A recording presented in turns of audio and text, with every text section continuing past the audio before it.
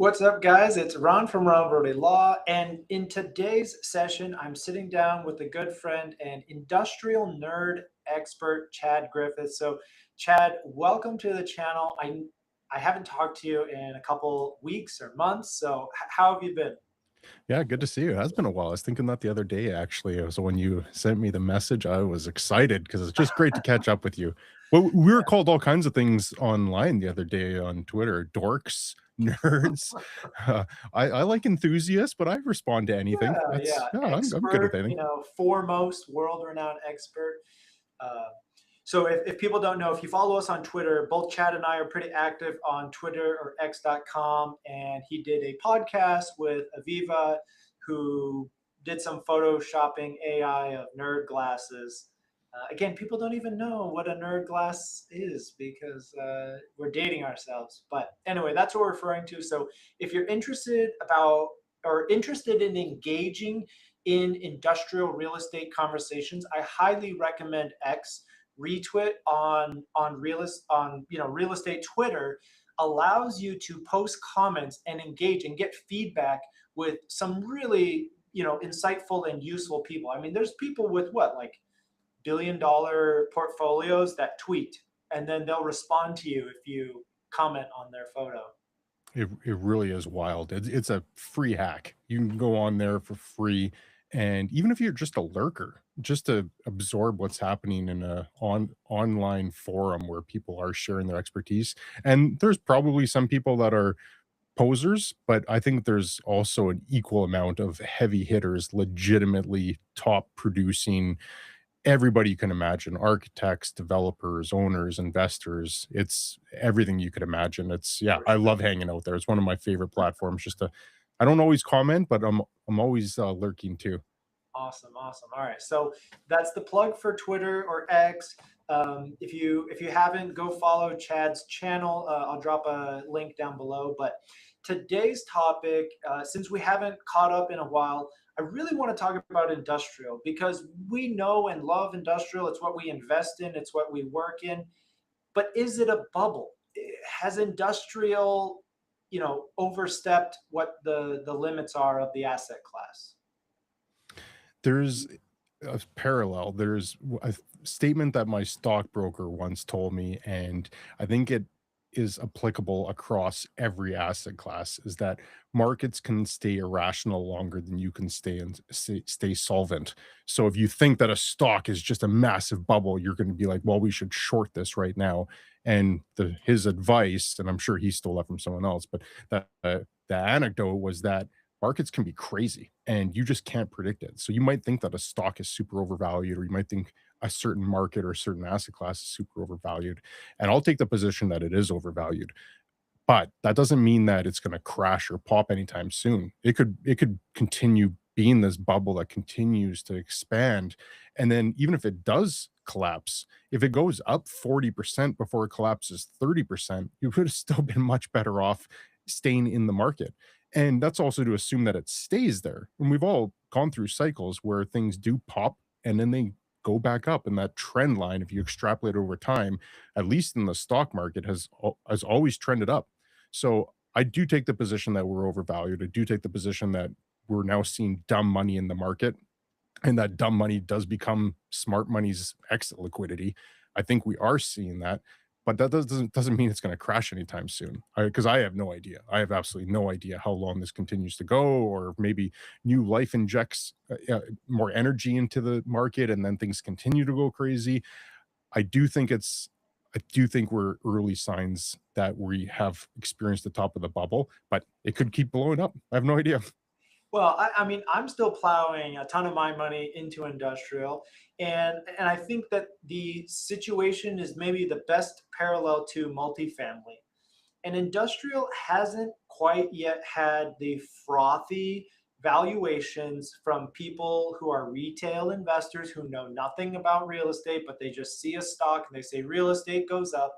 We don't have big portfolios being bought on IO, interest only debt. So we haven't seen that level of magnitude of the buyers being willing to pay more for than the next guy using, the most risky debt, using the the cheapest, dumbest equity capital. We don't see that in industrial yet.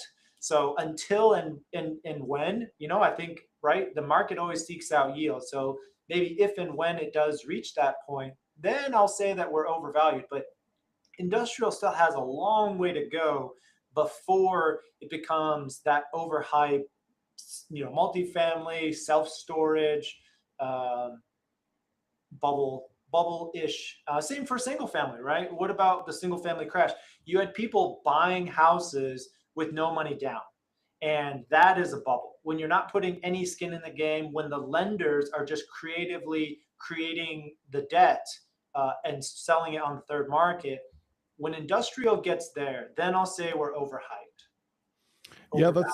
that's an astute point, and I do agree with you because that is one of the big factors that differentiates industrial and even office and retail for that matter, but it differentiates that commercial from the multifamily where you can get high leverage mortgages on multifamily, and you can usually get longer term amortizations and just more generally favorable lending conditions, whereas industrial, an investor probably still needs to have 30-35% down.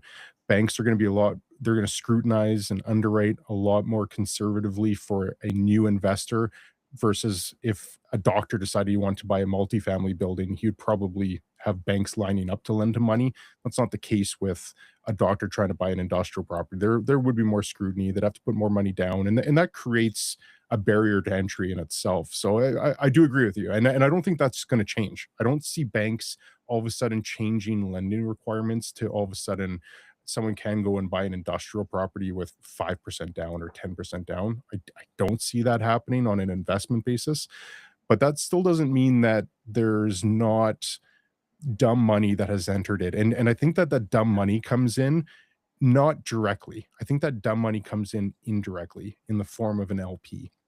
And we could look at the king of raising capital on the multifamily side. We don't need to say his name, but I think most people would guess who it would be on the guy who's raised a considerable amount of LP money. That in my mind is dumb money. There are some smart, very smart LPs. I'm an LP myself, and maybe I'm dumb money. I don't, hard to say some days. But in addition to owning properties myself, I'm also an LP in some projects. I have very little idea what's going on a day-to-day basis on those properties outside of getting a market report periodically or an update or getting a distribution. I have very little idea But what's you going on don't in know if those. they're missing mortgage payments. You don't know if the property taxes got paid except for your quarterly report. And if they don't send you that report, you don't really know. And even then, it could be, I don't say fraud, but they could say, oh, yeah, and taxes were handled. You're like, what does that mean? I'm assuming it means they're paid in full, but maybe they just mean we had a payment plan or we negotiated a discount. Exactly. And that's where I see the dumbest of dumb money is the investor that buys into an industrial syndicate where there's a GP running it and they don't understand industrial themselves. So if you don't understand something, how could you possibly even know and evaluate whether the GP is doing a good job or not doing a good job or buying the right properties or doing a good job in asset management if you don't even know what to look for? So I think that is the biggest risk in my mind is LPs that are getting into bed with the wrong GP. I think there's a lot of great GPs out there. I've had the fortune of meeting many of them over the years, and I think that there's some great ones. I also think there's a lot of snakes out there that are really just pushing to get fees, trying to get a fee on acquisition, they're trying to get a promote, they're trying to get fees on sales, they're trying to get fees everywhere. And if all they're concerned about is fees, they're less concerned about performance and they're more concerned just with activity and movement Yeah, just and closing the deals, right? just That's how closing the deal. they make all their money is just closing. So Um, and I think that there's a lot of that GP money out there right now, like, of just a lot of people thinking that they can do this because industrial all of a sudden has become attractive. The reasons you mentioned, multifamilies had a lot of pressure on it because so many people flooded into there. It drove cap rates down. And if you're a yield investor, if you it's hard to make those numbers work in multifamily right now. So you start looking around and office is a little bit daunting right now with everything we've gone through. Retail's tough to get into, and unless you're a big institutional owner, so it leaves industrial. So you kind of have that beds and sheds, and people are like, okay, well, I could get into industrial. How hard could it be? It's four walls and a roof. Well, I love it's that. I loved hearing that so many times. It's industrial. How hard could it be? And they just people don't know what they don't know, and they're just walking in to walking into the whipsaw. It's hilarious. They don't know how much capex it can be, and they're like, "It's a roof. How much could it cost?" And I'm like, "Yeah, 200 grand. 100 grand later, you've replaced your flat roof." Well, let me pick up on something you said earlier because I do want to take that opposing. The lenders right now, I do agree that they have the ability to drive the bubble. They can accelerate the bubble, but they are getting more aggressive. And I think that the low rate of foreclosures, just historically or to the mean of lenders, they see industrial as a safe asset class. The challenge right now for lenders is they don't have enough expertise. They don't have enough lenders that have underwritten it. They don't have the analysts. So they can't deploy as much capital into industrial, but they are willing to increase their risk exposure to industrial because historically the foreclosure and the loss rate, maybe you might even default or foreclose, but you don't realize a loss on your loan. It doesn't hurt your books. If I'm a banker, I'm still willing to lend to industrial because, yeah, it was a pain. It wasn't great that they foreclosed, but we didn't lose any money. Office, multifamily, they're taking haircuts on their loan.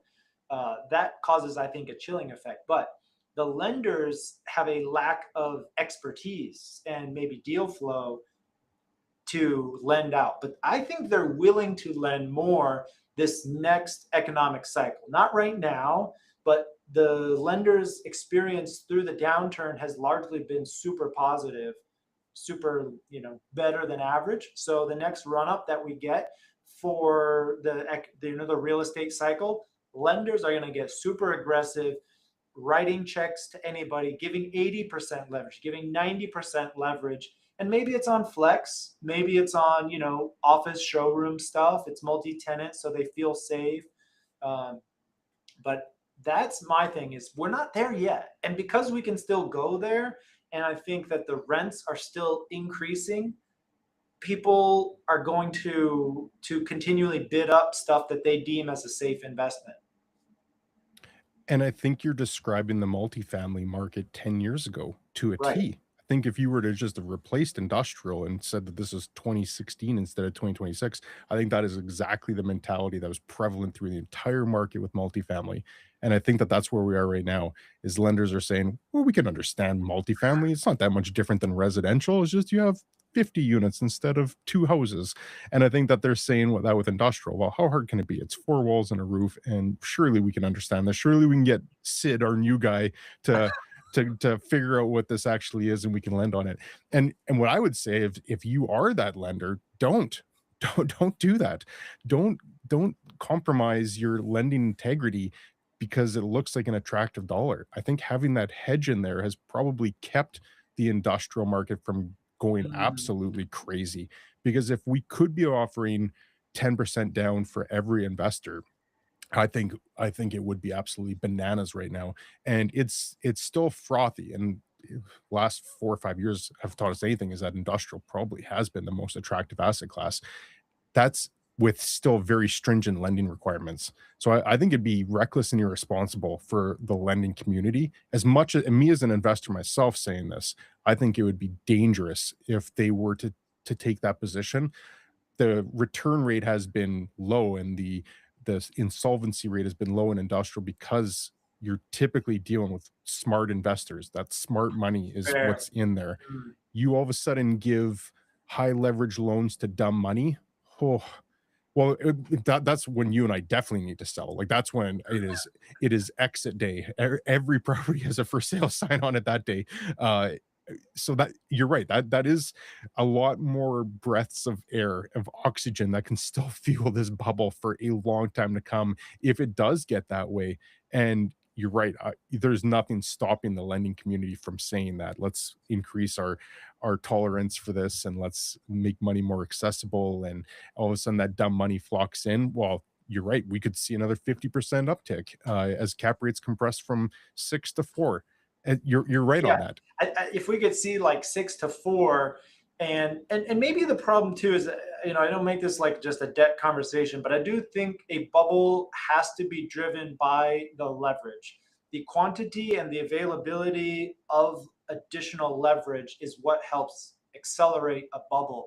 And maybe, those residential, the whole multifamily stuff got to kick off because they can package those loans and get them off their books, versus industrial, largely, they have to keep it on their balance sheet, and there's not an automatic exit for them to sell these things off their books. So Well, in the same, the end buyer isn't as sure what they're getting versus buying a boatload of government backed residential mortgages versus buying industrial mortgages.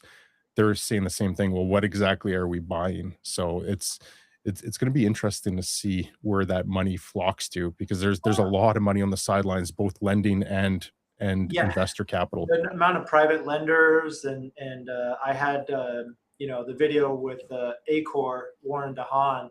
you know he's got billions, and he's like, I turned down LPs because we have such a good pipeline and we have so much flow. But he's like, there's so much money that when people switch from equity, they want to still be in real estate, they want to lend.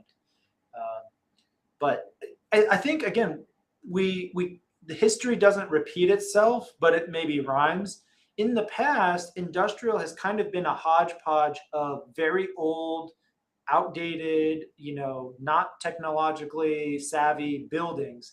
But with the last construction boom, we have created kind of a new bump in terms of the quality and consistency of that type of product. So maybe now there's a chance that says, okay, if you have a tranche of Class A industrial distribution building, we know that it's all going to be pretty similar within this bucket. You might be able to collateralize all that debt and combine it and sell it to somebody in New York as safe debt. And that's going to decrease their yield and push more dollars out.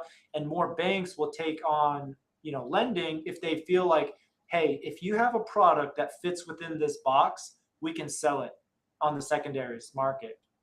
That's what I'm hopeful is never happened in the past with industrial. We never had a bulge in terms of new construction, and you know that's why I'm trying to slip my product in, right? So I'm going to build some Class A iOS, and I'm like, yeah, yeah, collateralize that, yeah, finance this. It's Class A new construction. It's there's a lot more out there now. So Well, and that's what I was going to comment on, is that once you start differentiating the different types of industrial, there's a huge difference between a brand new data center and a 10,000 square foot iOS building on 5 acres of land. Like, those two couldn't be further apart from each other in terms of investor profile, tenant profile, risk, capex, all of it. It's so different. But that all gets grouped under industrial, which I right. think is that's going to create a big problem going forward. Is that I think data centers are arguably the biggest bubble in existence right now. I think that if there is one thing that I would be steering clear of, it's anything to do with data centers. But I love the tenant. Land-based data centers, right? Maybe space-based. Well, that sounds like that could be an option on the table, according to Musk. He Uh, seems really convinced, and like, I kind of got into it with that guy, Redbeard Rourke. What, William, I think is his first name. yeah, I don't yep, think space like makes sense from a physics point of view because you're in a vacuum. It's I thought it was actually hard to cool things down. You can overheat a human because there's no air to transfer the heat out of your body. You would overheat in space, in addition to the pressure and oxygen things. And then he and I kind of got into it on the physics, like, oh no, well, that's a problem that can be solved cheaper than the benefits of space, of being solar arrayed, and the vacuum of space. yeah. I It's way above my pay grade. Like, I've heard people say that it worked great in the North Pole because you've got cooling already built in. I've heard in the ocean, which that actually is there is applications already of some large computing centers that in the waters. I've heard all kinds of different things. My thesis on why it's such a big bubble is that technology is constantly shrinking, yet we're building these facilities at a scale that most people couldn't even fathom Yeah, for today's technology. And I just think you look at a memory chip from 10 years ago, and the exact same size now has orders of magnitude larger storage in the exact same chip. We're going to see a dramatic reduction in the amount of space needed for data center compute. And the data centers, it's about the compute. The building is just there to actually house it. right. Once that shrinks, I just think that we were going to be so overbuilt on data centers that when the technology does shrink, whether that's quantum computing or just Moore's law of things getting smaller and less expensive as time goes on, it will happen. I don't see any scenario where that trend all of a sudden stops right now, that we need more data center space and the technology stagnates. I don't see any scenario where that happens. So if anything, I can see that we need considerably less uh, uh, compute and the infrastructure for it. And that's just going to mean that we have so much extra data center space. And this product is super expensive. It's Super specialized. Don't super even get me into, specialized. you cannot even adapt it. I would love like a for-profit prison, but that's not even like a good adaptive reuse. The power, the cooling, they don't have windows. So, No loading. Even if you could punch loading doors in these, you don't have the actual loading space for the trucks themselves. but that's So actually like a cost. It's like reinforced concrete wall. It's not like just a metal wall that you're cutting a door. You're like drilling with diamond bits to get through this reinforced concrete. Yeah, it's not an easy task. So punch in loading. And maybe you have office. You have the office set up. You've got your fiber set up, so you'll have lightning fast Outlook email. Upload your Google videos will be very fast. But even if you could retrofit these, though, these are $800 a square foot, just yeah, throwing out a random number. They could be more or less, but $800 a square foot to build a data center, and you're 150, 200 maybe to build a conventional warehouse right now. And then whatever that cost is to retrofit it back into being a usable traditional industrial building, maybe you're suboptimal. You'll retrofit it to a suboptimal warehouse, and you're and 4 times as expensive, minimum 4 times as expensive. Like this is the worst value proposition for any investor that thinks beyond tomorrow is what are these buildings worth if they're no longer a data center? And now yeah, you went from $800 a square foot to 10% on that, 20% on that. Like that downside risk, you and I have talked about this yeah. ad nauseum. Downside risk is the number one thing that you look for when you're looking at an investment is what is my worst case scenario? Well, a data center is about as bad as it can get. Like your Plus the downside location. risk is Don't even get huge. me started on the location, right? In a lot of Yeah. these secondary markets, now they're going even more rural, even more tertiary. So maybe around here, you could say, okay, well, you're kind of close to a population center. Population growth could come by, but those rural locations, you're in the middle of nowhere. It's going to be an abandoned brown shoe factory for 50 years. We'll have to get our friend to perhaps rehab one of these on a future No, it's video. going to be our kids. Our kids are going to Uh-huh. YouTube, or our kids' will discover an abandoned data center and bring it back to its former glory of doing old school, I don't know if they call it analog, GPU computing or something. It's gonna be so fascinating. And I'd want to caveat that by saying I'm not a fortune teller. My crystal ball is super murky. In fact, a sound investing advice might just be doing the opposite of what I do, almost like Jim Cramer, Inverse like you Kramer. You're the inverse inverse Kramer. strat. That's like that could be a good investment. So don't take my word for anything. I'm just throwing out my own thoughts on this, but I don't see upside beyond you getting some stable rent from the company as long as they decide that it's viable to operate. And then what? And then what is just such a unknown answer, and all You've I got to see is sell it. You got to negativity. pass the buck to somebody else. Some other schmuck has got to pay more for this, and that might be hard. But no, I do want to kind of wrap up our thoughts because I am still, bullish. Industrial has room to grow before it hits the frothy. But at the end of the day, I think you and I both agree there is still plenty of money to be made on individual deals. I don't care what the market is doing, up, down, sideways, frozen. Individual deals will still print money on an individual basis. And for most of us, and for the people that have been catching us live, focus on individual deals. Don't get too distracted by the macro, because your capital, even 100 million of equity deployed across a couple markets, you are not going to have a problem being affected by $30 billion of industrial new construction. Like, just buy your deals, worry about the macro later.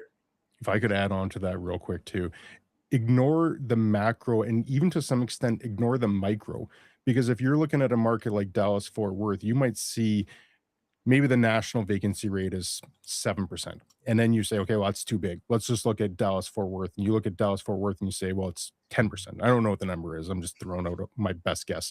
Let's say it's 10%. And you're like, oh, that's kind of scary. And maybe it is, but that's still a vacancy rate that uncovers every industrial property in Dallas Fort Worth. And so that's including 70 million square feet of new warehousing that went up in the last couple of years that might still be sitting vacant. That includes the 10,000 square foot building on 5 acres.